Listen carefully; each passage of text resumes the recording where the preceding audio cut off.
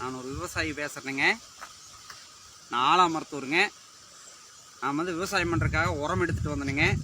இந்த 10க்கு 26ன்னு உரம் எடுத்துகிட்டு வந்தேனுங்க. அதிகமாக இப்போ பயன்படுத்துகிறது எல்லா விவசாயிகிட்ட கடைக்காரில் அனைத்து பேருமே இது வந்து உரம் அருமையாக இருக்குது, நல்லா பிடிக்கி 99% வந்து நல்லா இருக்குது அப்படின்னு சொல்கிறாங்க. அதனால் வந்து நான் வந்து விவசாயம் பண்ணுறது வந்து தென்னை, வாழை, மல்லி, தக்காளி அனைத்தும் ஒரு விவசாயம் பண்ணுறேன் நான். அதில் பார்த்தீங்கன்னா இந்த விவசாயத்துக்கு உண்டான இந்த உரங்களை வந்து எடுத்துகிட்டு வர்றது 10க்கு 26 அதிகமாக பயன்படுத்துகிறாங்க. அனைத்து விவசாயம் நான் இல்லை, அனைத்து விவசாயிகளும் வந்து 10க்கு 26 நல்லா இருக்குதுன்னு பார்த்தீங்கன்னா அதுதான் எடுக்கிறாங்க. இப்போது கடைக்காரர் வந்து இதை நம்ம இது பண்ணுறாங்க. அப்போ வந்து நாங்கள் எடுத்துகிட்டு வர்றதில் இந்த உரத்தில் பார்த்தீங்கன்னா 50 கிலோ பேக்கு, 50 கிலோ பேக்கில் இது பார்த்தீங்கன்னா இவ்வளோ மண் இருக்குது. மண் ஃபுல் பார்த்தீங்களா, 50 கிலோ பேக்குக்கு வந்து ஒரு 4 கிலோ மண் வரும். ஃபுல்லாக வந்து மலன் மாதிரிக்கு வெறும் மண்.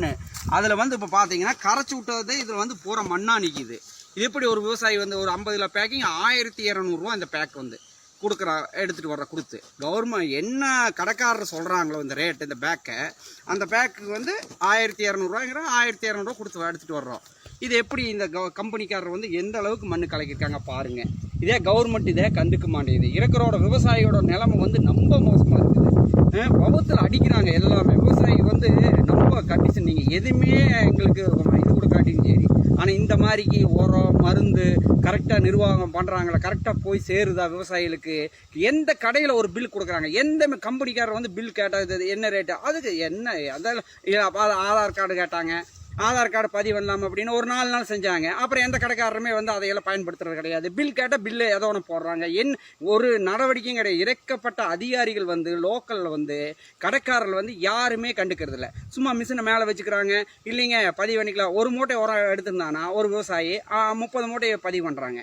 அது ஃபைட் பண்ணால் அது எதுவுமே கேட்க மாட்டேறாங்க. என்ன பண்ணுறதுங்க? விவசாயிகளோட நிலம் பாருங்கள், எந்த அளவுக்கு மண்ணுக்கு வந்து கலக்கி கொடுக்குறாங்க பாருங்கள். யாராச்சும் இந்த மாதிரி எதுக்கு பவுத்தில் அடிக்கணும்? விவசாயிகளோட நிலைமை எதுவுமே கவர்மெண்ட் செய்யாட்டியும் சரி விவசாயிகளுக்கு. ஆனால் இந்த இதெல்லாம் கண்டுக்கலாம் அல்லவா? பணம் கொடுத்த விவசாயி சொல்கிற ரேட்டு தானே கொடுக்குறாங்க. ஒரு மருந்து கடையில் போய் ஏதாச்சும் கம்மியாக கொடுங்கன்னு கேட்குறாங்களா? அது கிடையாது. என்ன ரேட்டு சொல்கிறாங்களோ அதே ரேட்டு தான் விவசாயிகள் வந்து அனைத்து விவசாயிகளும் கொடுத்து வாங்கிட்டு வரோம். ஏன் இந்த மாதிரி நடக்குது? கவர்மெண்ட் ஏன் இப்போ கண்டுக்க மாட்டேது? இதே முதல்ல வந்து உடனடியாக இந்த கவர்மெண்ட் வந்து இந்த மருந்து உரம் இதுகளெல்லாம் வந்து கண்டு நடவடிக்கை எடுத்து இந்த விவசாயிகளை வந்து காப்பாற்றணும். விவசாயி வந்து நம்ம இதாக இருக்குது. நாளைக்கு பின்காலத்தில் வந்து விவசாயம் பண்ணுறதுக்கு ஆளே கிடையாத கண்டிஷன் போயிட்டுருக்குறோம். விவசாயம் அந்த நிலைமைக்கு நொடிஞ்சிட்டு வருது. விவசாயிகளை வந்து காப்பாற்றுங்க. முதல்ல வந்து இந்த உர கம்பெனிகளை இந்த மருந்து கம்பெனிகளெல்லாம் என்ன ப்ரொடெக்ஷன் பண்ணுறாங்க அதை வந்து கரெக்டாக இது பிடிங்க. கடைபிடிக்கலைன்னா ஒன்றுமே பண்ண முடியாது. விவசாயிகளோட நிலம் பாருங்கள். 50 கிலோ பேக்குங்க 4 கிலோ மண்ணை போட்டுட்ருக்காங்க. என்ன கம்பெனி பாருங்கள். இந்த கம்பெனிக்காரன் ப்ளஸ் நம்பர் 99% கடைக்காரர் சொல்கிறாங்க. இதுதான் நல்லா அவ்வளோ உரமாமா. இது எல்லா விவசாயிகளும் இதை பயன்படுத்துகிறாங்க. நான் வந்து இதை பயன்படுத்திட்டு தான் இருக்கிறேன். இன்றைக்கி வந்து அல்டிப்பாக வந்து உரத்தை போட்டு தண்ணியில் போட்டு கரைச்சி விடலாம் அப்படின்னு இருக்கும்போது 50 கிலோ பேக்கிங்கில் 4 கிலோ மண் வந்திருக்குது. இது எப்படி ஒரு விவசாயி என்ன பண்ணுறது? இது இம்மிடியட்டாக அரசாங்கம் வந்து இது நடவடிக்கை எடுத்து இந்த கம்பெனிகளெல்லாம் நீங்கள் விவசாயிகளை காப்பாற்றணும். ஒரு விவசாயி நான் பேசுகிறேன். ஓகே, இந்த உரம் வந்துங்க மணிக்குமாரில் எடுத்துகிட்டு வந்தேங்க. பெதப்பம்பட்டியில் மணிக்குமார் உரம் எடுத்துகிட்டு வந்தேன். அதிகமாக உரம் வந்தால் மணிக்குமாரில் எடுப்பேன். அப்புறம் ஏதாச்சும் உரம் வந்து பாலகுருவில் போய் எடுப்பேன். அவங்க 2 பேருக்கு கடையில் தான் எடுத்துகிட்டு வருவேன். விவசாயிகளும் அனைத்துக்கும் வந்து நான் வாங்குறது மருந்து உரம் எல்லாம் வந்து எடுத்து மணிக்குமார் பாலகுரு 2 கடையில் எடுப்போம். ஓகே, பரிந்துரை பண்ணுங்க. எனக்கு வந்து ஒரு விவசாயிக்கு வந்து எந்த அதிகாரிக்கு வந்து இது பரிந்துரை பண்ணி எந்த அதிகாரி நடவடிக்கை எடுப்பாங்க யாருன்னு தெரியல. அக்ரிகல் தோட்டக்கலையிலேருந்து பண்ணுறாங்களோ இல்லை வேளாண்மை துறையிலேருந்து வேளாண்மை துறை மேக்சிமம் வந்து வேளாண்மை துறை அதிகாரி தான் வந்து இதை வந்து கணக்கெடுப்பாங்க பார்ப்பாங்க.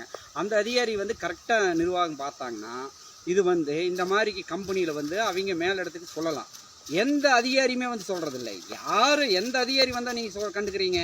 வர்றீங்களா, என்ன அமௌண்ட் வருது, என்ன வந்தாங்கன்னா பார்த்து ஒரு நாள் 2 நாள் இது பண்ணுவீங்க. 2வது நாள் வந்து சரி பார்த்துக்கலாம். ஏதாச்சும் ஒரு வேளாண்மை துறையில் வந்து ஒரு விவசாயிகளுக்கு வர்றதை வந்து நீங்கள் கரெக்டாக ஒரு விவசாயிக்கு கொண்டு சேர்த்துறீங்களா? எந்த அதிகாரியுமே கிடையாது. நான் வந்து ஒரு ரூட் வாங்க விவசாயி அனைத்து விவசாயிகளையும் நான் கூட்டிகிட்டு வரேன். நான் ஒரு விவசாயி. இதே தோட்டக்கலைத்துறையாகட்டும் வேளாண்மை துறையாகட்டும் எந்த அதிகாரியாக இருந்தாலும் நீங்கள் எங்கிட்ட வாங்க.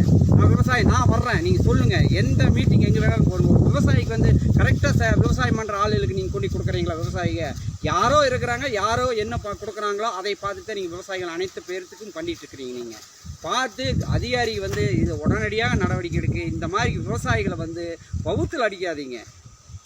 பார்த்துங்க, எந்த இது செய்யாட்டியும் சரி, விவசாயி வந்து வர்றதை வந்து இருக்குதோ இல்லையோ, கஞ்சி குடிச்சோ குடிக்காமையோ கொண்டுட்டு வந்து உங்களுக்கு வந்து கேட்குற அமௌண்ட்டை கொடுத்து உரம் மருந்து வாங்கிட்டு வர்றாங்க, கேட்குறத கொடுத்துட்டு வர்றாங்க.